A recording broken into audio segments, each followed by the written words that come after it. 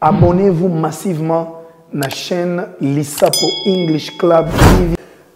Mbote mingi na bino bandeko balandi Lisapo English Club TV. Na sepeli mingi parce que nazo mona bozo koto ebele. Alors bon continuer toujours pour motiver bato ba ya ebele. Mbaleli ki totanga ki leçon na biso 41e leçon na biso zaki sur Who at work for Musala 4 minei. Alors at work for wana totanga ki to mona ki to zena texte reading et totanga ki 4 textes. To lo a dog groomer ezali moto a sokola bamboa ou azwa asala entretien bamboa. To mona ki a wedding planner moto abongisaka ou organisera ba mariage et to kenda ki lizo na video game designer moto yo a concevaka ba jeu vidéo et tout le monde qui peut et baker ezali boulanger.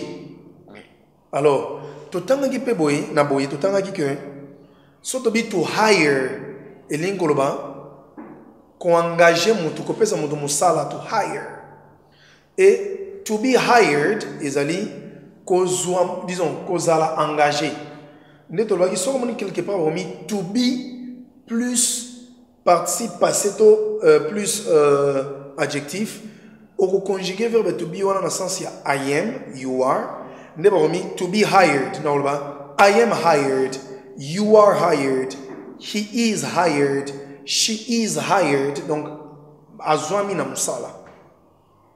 To fire to ba ikolongola mutu musala et to lay off to le bi kolongwa musala mais ya oyo sala infraction te parce que difficulté moko calamité moko et frappé monde de celle qui va devoir longwa musala.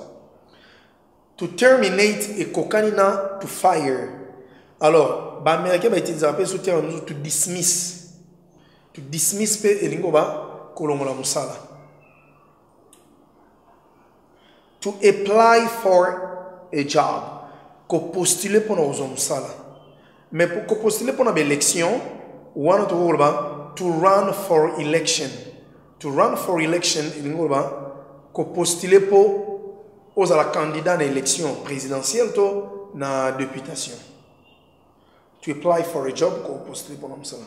To fill the form, il ko remplir formulaire. So lingo que tanga aux États-Unis, lingo que tanga en Angleterre, oui ça yo. Please fill the form. S'il te plaît, remplir formulaire. To nominate is a qu'on nommé.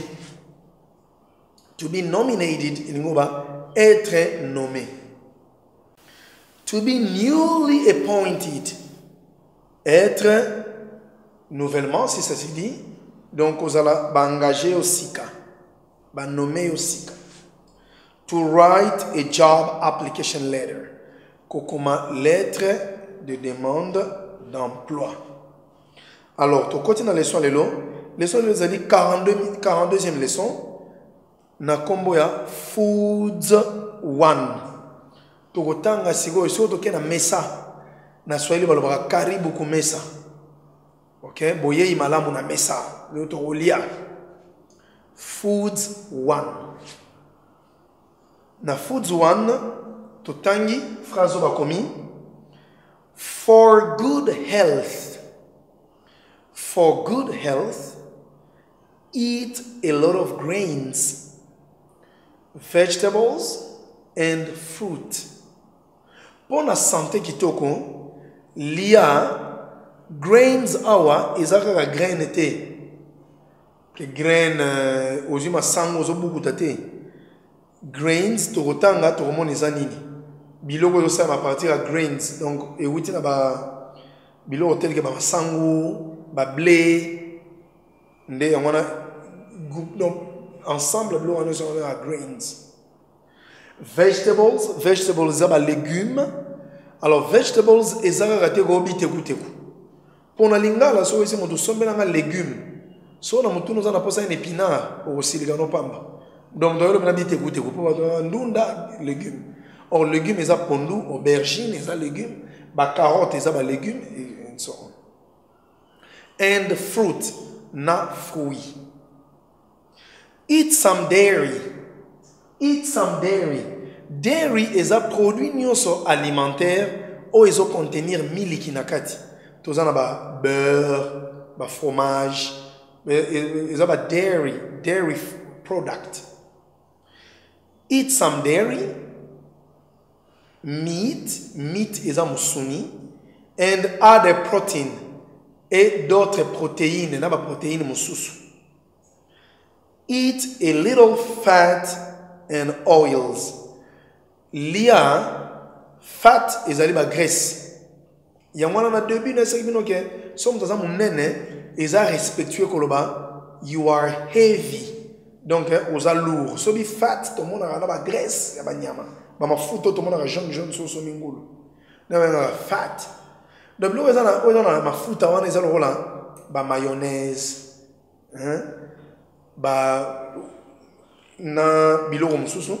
Oils. Donc, tout consommer huile mokie.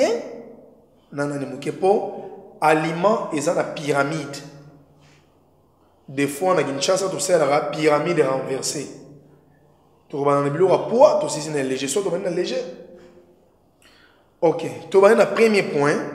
Fruit. Fruit. Répétez après, fruit. Alors, tu vas dans le bosso. Apple. Apple. Apple. Apple is ali pomme. Pomme. Banana. Banana is ali banana. Ndio msomo na ba image zote kawana.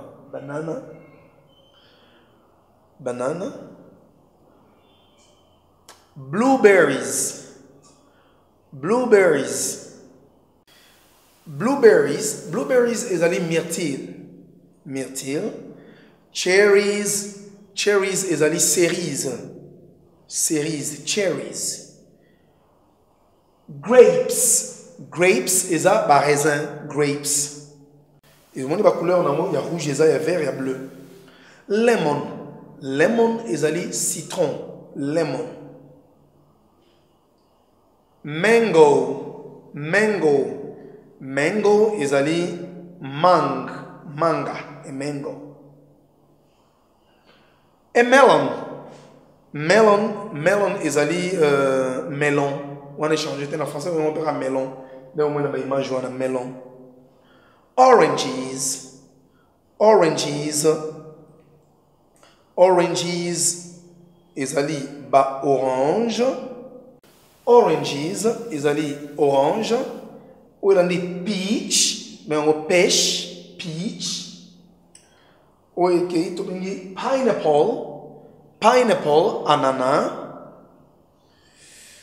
Plum. Plum is ali prune.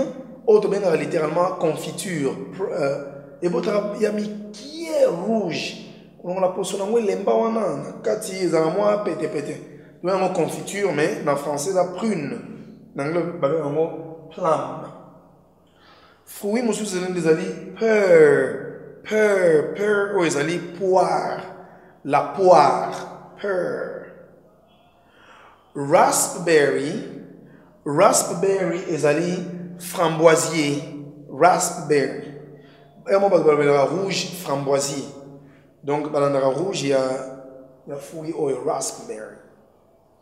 Strawberry is ali raisin. Strawberry. Watermelon is ali pastèque. Watermelon. Parce que ça a maillé bien dans kati. Il y a un mot watermelon. Deuxième point c'est ali vegetables. Vegetables et lingova vegetable is ali légumes. OK, ba légumes nyoso boyebi. To banina aubergine, to ba aubergine ou bien eggplant. Aubergine ou bien eggplant. Tozui black-eyed peas. Black Eyed Peas. Black Eyed Peas, ils ont un bon exemple de lire dans Kinshasa. Mais on Black Eyed Peas pour nini? Police one is un panza bon exemple noir. Tout ça na broccoli. Broccoli. Broccoli pesara broccoli na français. Cabbage. Cabbage is ali chou. Cabbage. Carrots is ali carotte. Cauliflower is ali chou-fleur. Celery quand on est en français, céleri. Chives na français il ngolba ciboulette is ali ndembi. Chives.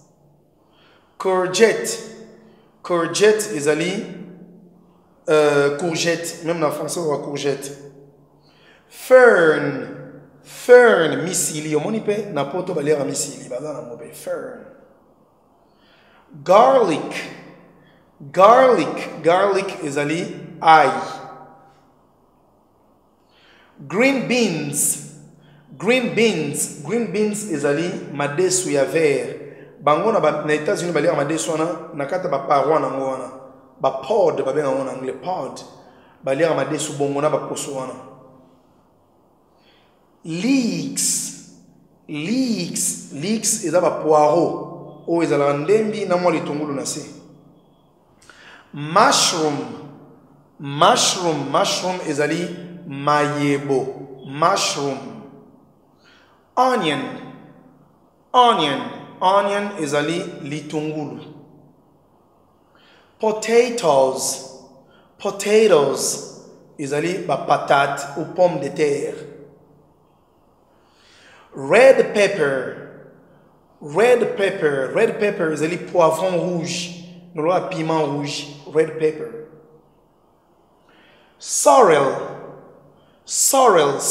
is ali ngai.